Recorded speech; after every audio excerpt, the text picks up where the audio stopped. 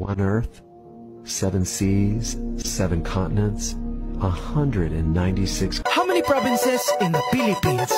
I don't know.